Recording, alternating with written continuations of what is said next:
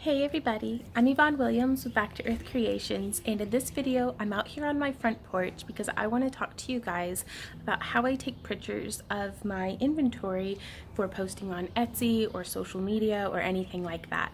So what you're going to want to look for is indirect lighting. So you can see here it's actually quite bright over in the driveway. It's around 2 in the afternoon, 1 or 2 in the afternoon, and this is the eastern side of the house. I'm facing north currently, and sorry for the traffic noises, but as the sun comes around we actually have a very nice indirectly but very well lit section of the porch. You actually see here we have, let me situate the camera a bit.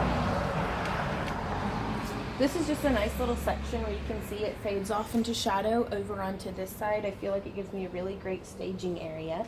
And I just have a leaf that I pulled off of something that needed weeded out of the flower beds anyways.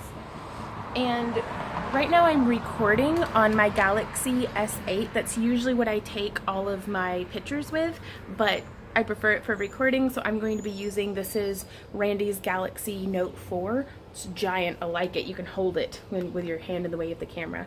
And this is what I took pictures on for the longest time before we got this phone. Now, something that the more you practice, the more you'll get the hang of it. You can notice whenever I'm standing in different spots, I'll be more or less lit in different ways depending on where the sun's hitting me. If you can have the sun coming in almost like direct on, whether it's yourself or your work, like better lighting is going to give you less shadows. You kind of see that, it makes sense. And so that's something I found, that I'll come in kind of be at this angle that you can't see because it's off camera, and I'll be editing in pictures that I've taken.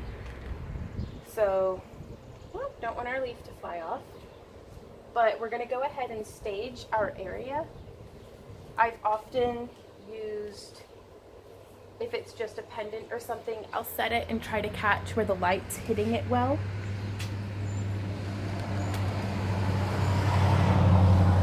Kind of here like this. And I'm actually, instead of getting pictures, I'm going to get a little bit of video that I'm going to splice in. So here you can see I would come in from this angle. I would try to find some different angles of where the camera is flashing, or the labradorite is flashing really nicely.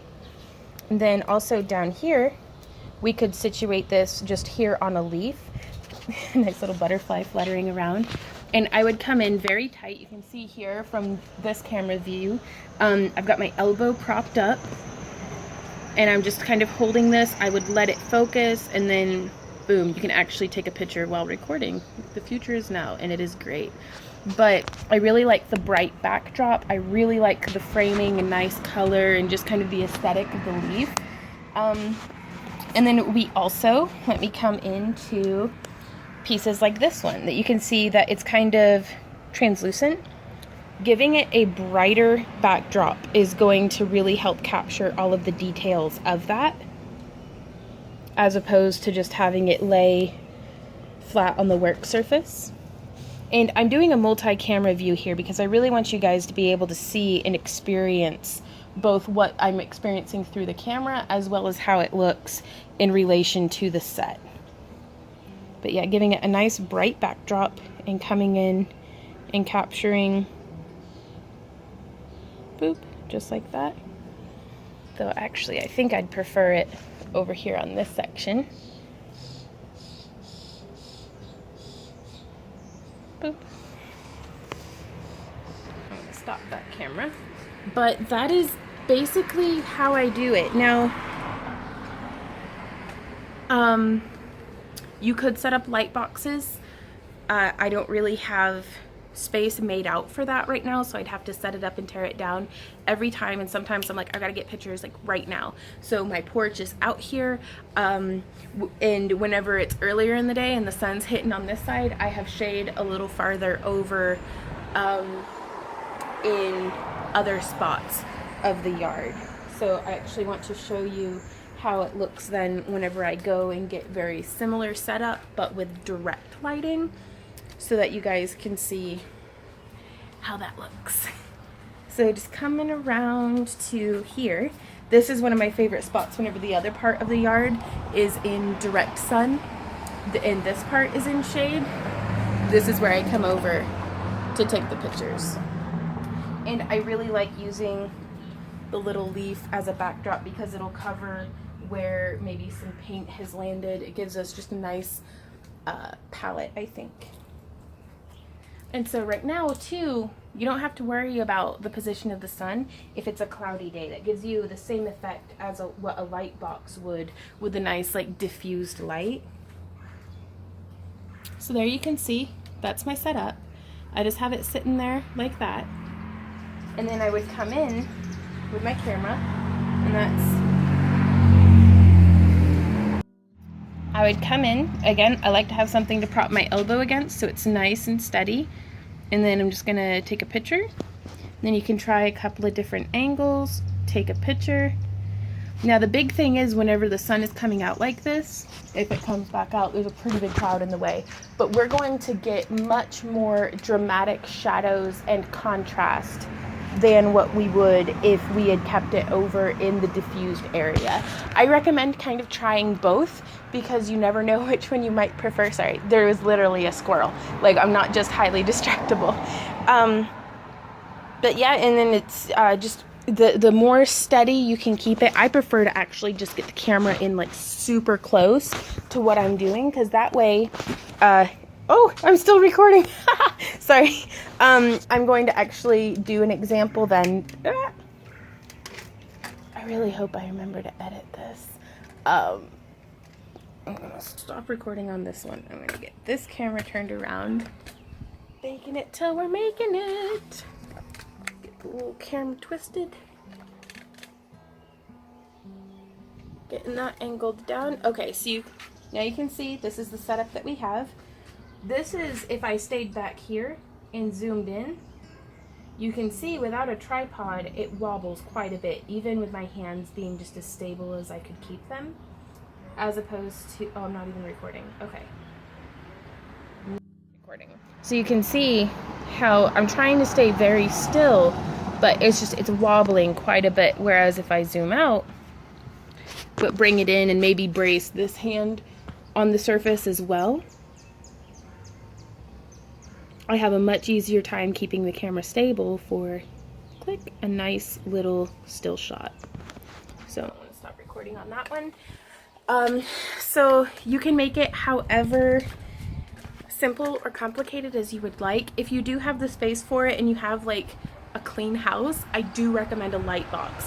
A big reason of why I don't leave one set up all the time is it would just get covered in dog hair, and I have 2 black dogs and a gray cat, so their fur shows up on literally everything. And so just keeping it like clean and tidy and stuff, whereas a lot of my work has a very like natural aesthetic to it, and it's just as easy as coming out here for like, sometimes it doesn't take more than like 30 seconds to a minute to just pop a picture of what I'm doing and then head back inside. But yeah, if you don't want to make the investment into any kind of additional lighting or have a light box setup or anything like that, just finding even just a spot in your yard, like on the sidewalk. Like, I'm gonna spin this around so that you can see. I have done, on overcast days, I have taken it out and sat it on the sidewalk. I have set costumes in the nice grassy areas of my yard because it makes a nice, even, like natural looking backdrop, and then you can just kind of take pictures and go from there. But I also, this is another section where you can see, this is actually my spray booth, but I have a little crystal cluster, like candle holder here that is beautiful for like setting and like draping over and like kind of propping a pendant up. And it's actually from, we were doing a shield, and so it has like a big spray pattern there on the back, but I actually used that, and if a future Vaughn remembers too, I will pop the picture in on the side somewhere where you can see the pictures that I took in this backdrop. So don't hesitate to experiment, don't hesitate to, I mean, we take like, whenever we're taking selfies and stuff, or like getting pictures of our dog, we'll take like a million pictures. Take a million pictures of your jewelry and then narrow it down to like your 5 favorite, and then maybe have a friend help you pick, or walk away from it for half an hour and then come back and then pick with a fresh set of eyes. But just the more pictures you get, the more different angles that you try to get, the more likely you are to have what you consider the perfect shot. And also, this is just one way of doing it. Hey bird, I hear you, Cardinal. Sorry, distractible. But this is just my way of going about it. Check out what other artists do, find what people do that has the look that you're going for, and maybe experiment with emulating their methods. A lot of the artists out here will be very traffic. There's like a convoy coming through apparently. It's what I get for living on a busy street. But there's a lot of artists who are very transparent and open about their methods and have like tutorials and blog posts and stuff about how they go about it. But yeah, if you guys have any questions, comments, or ideas, please leave them down below. If you want to share pictures of what you make or tag me in anything like that, my links to my Facebook wall as well as to my Instagram are down in the video description also. And then maybe popping up here in a second should be a little like subscribe button if you want to be notified about my daily tutorials. And we do like 2 hangout live streams a week where I do like live Q&As and all sorts of stuff. Subscribe, that way you can stay notified. And if you enjoy my free daily tutorials and vlog content and all the different things that we're doing here at Back to Earth Creations, and you'd like to support beyond liking and subscribing, please check me out on Patreon. Again, links down in the video description below. Pledges start at just $1 a month, and we actually post a lot. Sorry, more birds. We post a lot of stuff that you don't even have to be a pledger to see. So yeah, we really appreciate everything that y'all have done for us, and we're trying our best to give back to the community here on YouTube and to help everybody in any way that we can. So if you have any video requests or, I mean, all the good stuff, leave a question down below. I love you guys. Give yourselves a big hug from me and have a beautiful day. And until next time, guys, happy crafting. Bye.